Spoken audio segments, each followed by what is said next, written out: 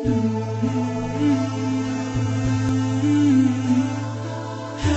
ایسی شخصیت جو نہ خود نبی تھے نہ کسی نبی کے پیروکار، اس کے باوجود وہ خدا تک پہنچ گئے۔ اس دنیا کا ایک عظیم تھنکر جسے ہر علوم میں مہارت حاصل تھی، جنہوں نے نبوت کے بجائے حکمت کو چنا۔ تاریخ کا یہ مشہور حکیم کون تھا؟ اس نے حکمت کو نبوت پر کیوں ترجیح دی؟ آج اس ویڈیو میں ہم حضرت حکیم لقمان کی ان باتوں کو جانیں گے جو آپ نے اس سے پہلے کبھی نہیں سنی ہوگی۔ 3 شخص ایسے ہیں جن کا ذکر خیر ان کے نام کے ساتھ قرآن مجید میں آیا ہے اور جو نبی نہیں تھے: حضرت لقمان علیہ السلام، حضرت طالوت اور حضرت ذوالقرنین۔ ان میں سب سے بلند درجہ حکیم لقمان کو حاصل ہے، اس لیے کہ ایک مکمل سورہ، سورہ لقمان، حضرت لقمان کے نام سے موجود ہے۔ اس سورہ کا دوسرا رکوع حضرت لقمان کی نصیحتوں پر مشتمل ہے۔ آپ کی نصیحتیں اللہ کو اتنی پسند آئی کہ اللہ نے انہیں قرآن مجید کی آیتوں میں اتار دیا۔ حضرت لقمان نے فرمایا: اے میرے بیٹے، اللہ کے ساتھ عبادت میں دوسروں کو شریک مت کرنا، بے شک اللہ کے ساتھ دوسروں کو شریک کرنا گناہ عظیم ہے۔ اے میرے پیارے بیٹے، چاہے کوئی عمل رائی کے دانے کے برابر کسی چٹان میں یا پھر آسمان و زمین میں کسی بھی جگہ چھپا ہو، اللہ اسے تمہارے سامنے لے آئے گا۔ بے شک اللہ بڑی حکمت والا اور ہر شے سے واقف ہے۔ اے میرے پیارے بیٹے، نماز ادا کیا کرو، نیکی کا حکم دو اور برائی سے روکو۔ جو کچھ بھی تمہیں نیکی کے راستے میں بھگتنا پڑے، خندہ پیشانی سے برداشت کرو۔ بے شک یہ وہ عہد ہے جس کی تمہیں پاسداری کرنی ہے۔ اور لوگوں کے سامنے اپنی ناک اونچی مت کرنا، زمین پر کبھی اکڑ کر مت چلنا۔ بے شک اللہ تعالیٰ کسی مغرور اور شیخیاں بگارنے والے شخص کو پسند نہیں فرماتا۔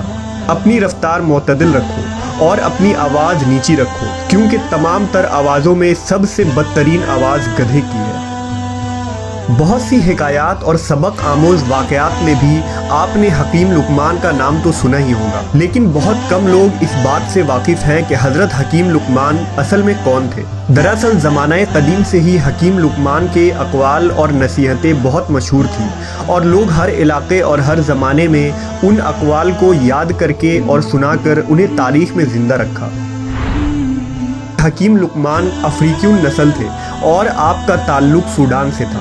ایک روایت کے مطابق وہ حضرت ابراہیم علیہ السلام کے چچا کے اولادوں میں سے تھے اور حضرت ایوب علیہ السلام کے بھانجے یا خالہ زاد بھائی تھے۔ دوسری روایت سے پتہ چلتا ہے کہ آپ حضرت داؤد کے زمانے میں بھی موجود رہے۔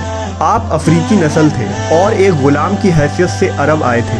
روایت میں آتا ہے کہ آپ شکل و صورت کے اعتبار سے اچھے نہیں تھے، یعنی عموماً جیسے افریقی لوگ سیاہ رنگ کے چھوٹے قد کے ہوتے ہیں، آپ کی ساخت بھی کچھ اسی طرح تھی۔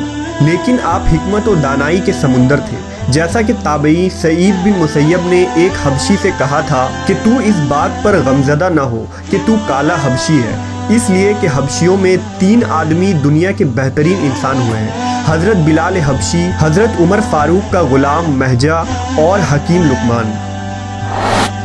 روایتوں کے مطابق حضرت لقمان نے حضرت داؤد علیہ السلام کا زمانہ پایا تھا اور بنی اسرائیل میں قاضی بھی رہے۔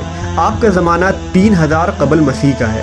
اللہ نے حضرت لقمان کو وہ چیز عطا فرمائی تھی جو اس زمانے کے انسانوں میں سے کسی کو عطا نہیں ہوئی۔ اللہ نے انہیں 100 انسانوں کے برابر عقل و ادراک عطا فرمایا تھا۔ حضرت لقمان کے متعلق لکھا گیا ہے کہ اللہ نے انہیں جڑی بوٹیوں میں خاصیت کا علم بھی عطا کیا تھا۔ حکیم لقمان نے علم طب یعنی میڈیکل سائنس کی بنیاد بھی رکھی تھی۔ حکیم لقمان اپنے ارد گرد کے فطرت کے مظاہر کا بغور مطالعہ کرتے رہتے تھے، جانوروں اور پودوں کو دیکھ کر اللہ کے قوانین کا مشاہدہ کرتے اور اس چیز تک عقلی رسائی کی کوشش کرتے کہ ان تمام تخلیقات کی بنیاد کیا ہے اور ان کا مقصد حیات کیا ہے۔ آپ ایک دن درخت کے نیچے لیٹے ہوئے تھے کہ آنکھ لگ گئی۔ خواب میں ایک فرشتہ ان کے پاس آیا اور انہیں خبر دی کہ اللہ آپ کو حکمت یا نبوت جیسی دولت سے نوازنا چاہتا ہے، تو آپ حکمت کو پسند کرتے ہیں یا پیغمبری کو؟ حضرت لقمان نے حکمت کو چنا۔ جب وہ بیدار ہوئے تو انہوں نے اپنے ذہن میں تیزی اور وسعت محسوس کی۔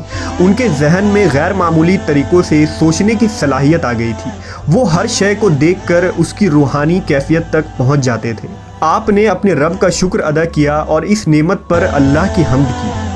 इसी दौरान बदकिस्मती से हज़रत लुकमान को एक काफ़िले ने गिरफ्तार कर लिया और उन्हें किसी जगह ले जाकर बतौर गुलाम फरोख्त कर दिया। हज़रत लुकमान बनी हिसहास के गुलाम थे। बनी हिसहास मिस्र का एक आला कबीला था। ये शान और शौकत वाले लोग थे और निहायत ही रहम दिल और आला इखलाक रखते थे। चुनांचा पूरे कबीले वाले हज़रत लुकमान को गुलाम समझते थे, मगर हकीम लुकमान को इज़्ज़त की निगाह से देखते थे। उनका मालिक उनके फ़हम व फरासत और हिकमत से मुतासिर था और हर काम में उनसे मशवरा करता था और उन पर मुकम्मल भरोसा रखता था। इस तरह उनकी दानाई, फ़लसफ़ियाना बातें और हिकमत पूरे अरब में मशहूर हो गई। लोग दूर दूर से इस हकीम गुलाम से मिलने आते और उनसे पिंद व नसीहत की बातें सीखते। एक दफ़ा हज़रत लुकमान से सवाल किया गया कि आपने नबूवत के बजाय हिकमत क्यों इख्तियार की? तो जवाब दिया, अगर अल्लाह मुझे नबी बना देता तो और बात थी, मुमकिन था कि मैं मनसब नबूवत को निभा जाता, लेकिन जब मुझे इख्तियार दिया गया तो मुझे डर हुआ कि कहीं ऐसा न हो कि मैं नबूवत का बोझ न उठा सकूं, इसलिए मैंने हिकमत को ही चुना। रिवायतों के मुताबिक हज़रत लुकमान ने 1000 साल की उम्र पाई थी। आपने दुनिया के बहुत सारे इलाकों का सफ़र किया था और 4000 पैगंबरों की खिदमत में हाज़िरी दी थी। आपने उन पैगंबरों के मुक़द्दस कलामों में से 8 बातों को चुनकर याद कर लिया था और लोगों को इसी की नसीहत किया करते थे।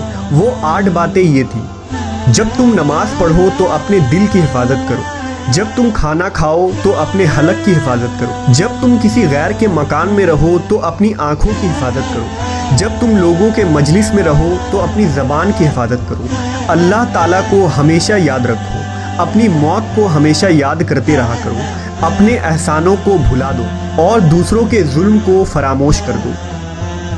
बाज़ अहले अरब मुसन्निफ और शायरों के पास सहीफ़ा लुकमान मौजूद थी, लिहाजा रिवायतों में आता है कि हिजरत से 3 साल कबल मदीना का एक शख्स नबी सल्लल्लाहु अलैहि वसल्लम से बहुत मुतासिर हुआ। उसका नाम सवेद बिन सामित था। वो हज के लिए मक्का गया। जब वो मक्का पहुंचा तो उस वक्त नबी सल्लल्लाहु अलैहि वसल्लम हाजियों को दावत इस्लाम दे रहे थे और सवेद ने आपकी एक तकरीर भी सुनी। इसके बाद उसने नबी से मुलाकात की और कहा, आप जो बातें पेश कर रहे हैं ऐसी ही चीज़ मेरे पास भी है। आप सल्लल्लाहु अलैहि वसल्लम ने पूछा, वो क्या है? उसने कहा, सहीफ़ा लुकमान। फिर उसने नबी के कहने पर उस सहीफ़े के कुछ हिस्सों को पढ़कर सुनाया। आप सल्लल्लाहु अलैहि वसल्लम ने फरमाया, ये बहुत अच्छा कलाम है, मगर मेरे पास जो कलाम है वो इससे भी बेहतर है। इसके बाद आपने उसे कुरान सुनाया। सवेद ने कुरान सुनकर कहा, बिलाशुबा ये सहीफ़ा लुकमान से बेहतर है। हज़रत हकीम लुकमान के बहुत सारे मुख्तसर वाक़यात, नसीहतें और अक़वाल मशहूर हैं, जिन्हें ज़माने क़दीम से लोग ज़बानी याद किया करते थे और हर ज़माने में मुंतक़ल होता रहा। आज उन वाक़यात और नसीहतों को बहुत सारे किताबों में जमा किया गया है, जिसे हर शख्स को अपनी ज़िंदगी में एक मरतबा ज़रूर पढ़नी चाहिए।